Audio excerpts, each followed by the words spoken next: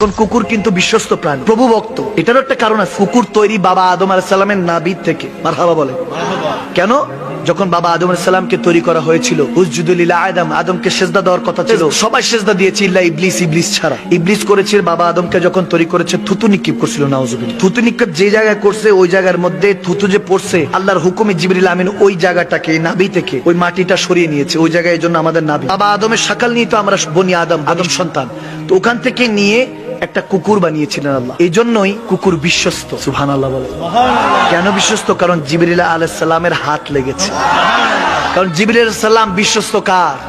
আল্লাহ, সমস্ত ফেরেশতাদের সম্রাট। জিবরিল আমিনের হাত লেগেছে বিধায় বিশ্বস্ত। আর প্রভু ভক্ত মানুষকে কেন কুকুর দেখবেন, একটু ওই মানুষ দেখলে যদি একটু বিস্কিট দেন, দেখবেন লেজটা লড়াইতে থাকে, ঠিক কিনা?